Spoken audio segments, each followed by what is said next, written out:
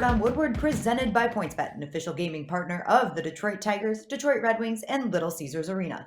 I'm your host, Daniella alongside my co-host, Art Regner, and joining us today, a new face in the Tigers organization, Vice President of Player Development, Ryan Garko. Ryan, we're so excited to have you on, and it's great to virtually meet you. Yeah, nice to meet you both too, and thanks for having me. Excited to be here today. Yeah, we're really excited to get to know you a little bit more as you head into this new role with the Tigers. Why don't you just start off by telling us about yourself, a little bit about your background and what led you to the Tigers? Yeah, of course. Yeah, played for a while. At the end of my playing career, kind of balanced. I've done college and the pro side. I was an assistant coach at Stanford, where I went to school. Got to go back work for that was my first coaching job where I played, and the head coach I played for. Got a great experience in player development, managing for the LA Dodgers for 2 years at their AA affiliate in Tulsa. After that, got a chance to go back to the college level and be a head coach, run my own program at University of the Pacific, which is a WCC school in Northern California. And from there, kind of out of the blue, got another chance to go to the major league staff of the Los Angeles Angels when Joe Madden got the job there. I got to join Joe on his staff. And again, kind of out of nowhere, got a call this September by Al and Sam and Jay, and have this chance now to lead the department and run our minor league operations, and really excited to get started. Ryan, reading about you, and I actually remember you as a player. I actually remember you as a Cleveland Indian, just simply because the Tigers play them like 55 times a year. So, you know the Indians almost as well as the Tigers. But with that said, what I find fascinating about your job, when you were hired, the Tigers made a lot of personnel changes or kind of flushed out their staff. It sounds like to me that you're taking this analytical department, if that's the proper term, and building it from the ground up. I mean, have you been constantly looking at resumes and interviewing people? Because there appears to be a lot of job openings in this organization. Yeah, definitely. It's analytics. It's not a scary word. It's information, right? And I think to answer your first questions, it's a blend, right? It's a blend of scouting, of traditional coaching, and of data and analytics and video and sports science. So absolutely, we want to modernize, and we want to invent, and we want to create, and we want to give our players every resource possible to become the best versions of themselves. Now, the people part, yes, there were some changes made before I came on board. I think Al made some decisions to go ahead and bring in a new vision. And what we've done this past month is the staff that stayed on board. I've gotten a chance to talk to every single one of them, and we found a place where they're happy, and I'm excited to have them come back and return as part of the group. And then yes, we are still kind of it's a few Zooms a day trying to identify candidates to fill existing positions. And the other thing that I feel really strong about is also being creative with how we use our positions. We're not going to follow the traditional coordinator for this or a coordinator for that or this person there. We're being creative and trying to find some blended roles where it kind of what I just what you said is kind of merging all departments to create a holistic department where we can help the players on all sides of their development. So, Ryan, you mentioned that there's a new vision for the Tigers organization, that Al Avila has a new vision, and obviously you're a key part to that. What is your vision and your approach when it comes to player development?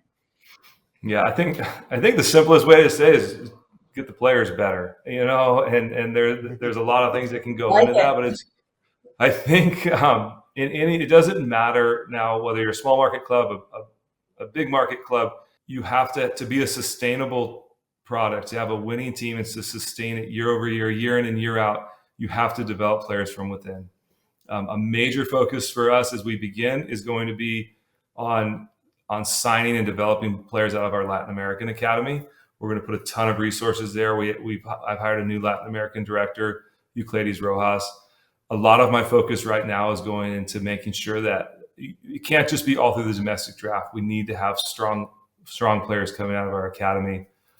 Beyond that, I really think that it's that blend of modern analytics, data, technology, with good people too. Like the people part is way more important than the data and the technology. And so it's just really just finding coaches that are really good communicators, really strong up and down the chain, like just processing information and making sure that the staff, my staff, and the leadership has good information coming to them, but also probably more importantly, the players understand their player plans and understand our goals and our initiatives, so that every player is really bought into, we're trying to give them everything they need to get better.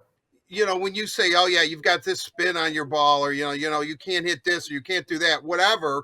I'm just kind of curious, is it an individual player by player, or are these plans more broader than that? No, you said it. And I was going to say it's player by player. I think the biggest thing we can do to really modernize PD is make sure that every single player has an individualized player plan. And part of that is what you're saying, like analytics, there's so much data, it can become noise to staff and to players. To me, I mean, it can overload you. And I think that everybody learns differently. Like you're saying, there are players that they don't want the data. That doesn't mean we can't talk to them about the vertical movement on their fastball. We just might need to show it to them in video or just in results and just their stats. You don't give up hits when you throw the ball here in this zone. There's a lot of different ways.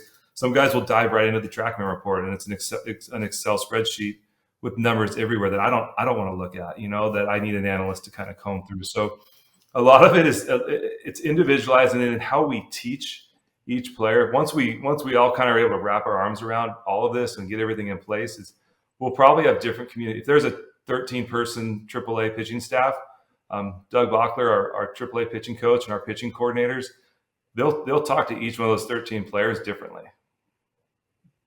Well, there's a lot of exciting young players in the Tigers prospects pool. We've seen that, obviously. Tarek Skubal, Casey Mize, Matt Manning seem like they have solidified his spot on the Tigers roster, but Spencer Torkelson, Riley Green, two guys that are at the top of the list of prospects that are up and coming. You've got Alex Faedo, who should be making his return this season. Just how excited are you, as now the vice president of player development, to work with prospects like that and these big name guys that should be making a huge impact in Major League Baseball? Yeah, it's so exciting. I mean, I think when you have great players like that, they always they stand out at the forefront. Spencer and Riley, I mean, just being around them a little bit, it's pretty special. They have a presence, even on the phone, kind of just calling them to catch up. I got a chance to meet Riley down in Lakeland. He was at the facility. What they're doing on the field, who they are as people, the development curve, it's gone pretty quick for both. I actually got to see Spencer as a young player, recruited him and saw him in college at Arizona State. And so I've kind of followed him now for a long time. And the bat is real. I mean, it's fun to watch him hit, but it's not just power. He is a complete hitter.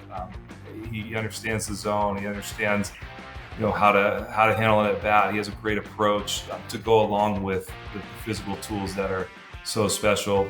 Riley has tools, just oozing tools. And I think October is kind of HR month. I've been dealing so much with staff that now in November, I finally got to kind of start to dig into some of our other players. And there's talent all throughout the organization. And that's why I wanted to get back into player development. I got to play under some really great people that have had a real influence on my career. John Farrell, and I knew Mike Bell really well, and just some guys that were in this position as I was a player going through it. That and when I talked to Al or I talked to Chris Illich, part of me is like, hey, the studs are the studs, but we have a lot of it's all those. Let's make every player as good as they possibly can be, because there's a lot of unknowns in our system. I tell the players, like, you can make yourself a prospect. And that's like, those are the guys that really excite me, or those guys that we haven't even talked about yet that are going to make themselves. We're going to be talking about on this show in the future, because they go out and they perform and they put up numbers, and they end up being a part of either our club in Detroit and helping us win, or maybe we're able to trade them for some help in the Major League bullpen. But that, like, when you talk about building a sustainable department, like, that's what it's all about, is finding value at every level of the organization. Ryan, Daniella has this running joke that Chris Fetter is a hologram because we never hear him speak, Yeah. Okay, it is kind of my joke. I ask all the players, and it's kind of a running thing we have going. Yet you do have a relationship with him. Can you talk about how important is that to have, especially a pitching coach at the Major League level with a very young staff that is up and coming? to really kind of be on the same page when it comes to analytics or what you're trying to accomplish? Yeah, Chris, that kind of makes me laugh. He doesn't speak often, but when he does, it's usually it carries a lot of weight. But yeah, we had a chance to work together in Los Angeles. He came in as a coordinator when I was managing, and then in college, it kind of just seemed like we were always bumping into one another out recruiting or just talking shop. So, I think that the important part of this was obviously part of me coming in. I've had a lot of conversations with him is having a unified vision in the major leagues that carries over into player development, so that as our players are when they're in the academy in the Dominican or in Lakeland in the FCL, they're going to start hearing the same terminology. They're going to start hearing the same kind of metrics being used, the same stats that we value. And Chris has brought all of that to us, and we've had such great conversations. He's brought a vision, he's brought structure, his ability to blend kind of all the things we've been talking about, the video, the tech, the data, and give players a real plan are pretty special. And then also just the human being, the way he treats people, the relationships he builds with players. And AJ's no different. I mean, AJ's the way that they can build relationships with players is something that we can all learn from, of just how to coach, and how to, I want all my coaches to be able to do the same thing with their guys. And for my last question, Ryan, I'm sure Art he might have 10 more for you. I don't know, but I'm only going to give him one. So last one for me. Back when you addressed the media in September when you were hired, you talked about the fact that you are excited to help develop coaches as well. And you're talking about AJ Hinch and Chris Vetter. Can you describe that a little bit further in depth? What exactly does that mean? Yeah, I think probably we talked about the Dominican Academy and really getting stronger there. But year one, like if I had to write down my biggest goals, it's staff. It's all staff. And part of it is, to me, like, what does it mean to develop staff? It's help similar to players, right? Like have plans for staff, like talk to the men and women that work with us about what are your goals, like short-term, long-term, what are your goals? And then give them resources on how to achieve that. I felt so blessed that in my time in Los Angeles managing, I mean, we had speakers come in and talk to us. We had psychologists come in and talk to the coaches. I learned so much just about communication and teaching, and the nutritionists come in, because once you break and go to affiliates, so your manager and your staff that are at those affiliates, you have to trust them to run the affiliate. And the players, the players are so valuable. We give some whether they got a lot of money in the draft or not, like the value of a homegrown major league player is so high. We need our staff to understand how to surround those guys with just everything they need to make good decisions on and off the field. So a lot of it's just really taking the time to put the staff in a room and educate and talk and teach, and then also listen to their career goals. Where do they want to go? If a guy wants to be a major league pitching coach, let's help him get there. And that's a big part of what I talk to our coordinators about. Like I think we've hired some really strong coordinators, and they're not the super coach that's going to fly into an affiliate when a hitter's struggling and fix a guy's swing. They're the guy that's going to have constant contact with the hitting coach in the affiliate, helping him help the players and ultimately, hopefully, become a better coach. Now, it sounds like that if you're going to work for the Tigers, regardless of what your position is, you're going to have to be up to snuff on analytics. Or if you make a call to somebody and it's the manager at Erie, let's say, you want to be able to speak the same language with him. Is that a fair assessment, that everybody's going to have to pretty much understand what's going on now? I think so. And I think you're saying, common terminology, like, and believe me, like we just hit on staff education. We'll probably sit down day one and we'll go through, okay, these are the 5 or 6 stats that we're going to use to evaluate our hitters.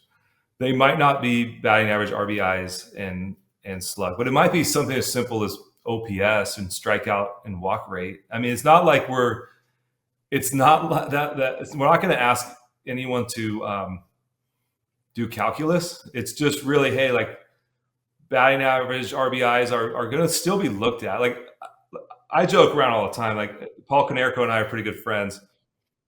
You can't move guys hitting 220 at every level. Like batting average still matters. Like it's a very big red flag to me. If you're hitting 220 in low A, that's a red flag. Like, cause that's not going to get better when we move you to high A. Like it still matters. It's just, it's a piece of the pie. And I think, like we're going to like that old school, new school, like the thing for staff for me is like, we can teach you analytics. Like we can help you. And like, we're going to have support staff to help staff on some of the more technical, especially the technology, the actual machines or the Rapsodo or TrackMan or Hawkeye. It's more important that people care about the players and care about the Tigers. Like we can teach a lot of the analytics. What I think to answer your question best, you can't fight it. Like that fight is over. Like there's no more fighting analytics in, I don't think anywhere in professional baseball, but definitely not in our department. Well, Ryan, thank you so much for taking the time to join us. That was a very interesting conversation, and we're really excited to welcome you to the Tigers organization. Yeah, anytime. It was great talking with you both. Thank you. I'm quite not sure I'm understanding any of this, but after talking to you, at least I think the Tigers are in good hands. I'm confident in your abilities. Me being able to understand this, heaven help us. But we'll get it. All right. We keep talking to Ryan. We're going to understand this one day. All right. Right. Yeah, I'm gonna have to be on your speed dial. Yeah, I'm gonna have to call you like 3-4 times a day to, hey, okay, what's this mean? But thanks, Ryan. Good luck, man. Don't give him your number. Welcome to the Tigers. No, really, it's the easiest way to think about it is we want to strike people out and we don't want to strike out a lot. That's the start there. That's because strikeouts are great, but there's only one. They're out. You're definitely out. So we're trying to find guys that can hit for power and not strike out, and pitchers that strike people out. That's a good place to start. Perfect. All right, I'm going to write that down and study it. Thanks again. All right, thank you guys. Thank you. And a big thank you to PointsBet for presenting the word on Woodward. PointsBet has the best odds on spread lines for select professional sports. Why bet anywhere else? When you can bet with PointsBet, you get better odds and bigger payouts. Download the app today and get in on the action.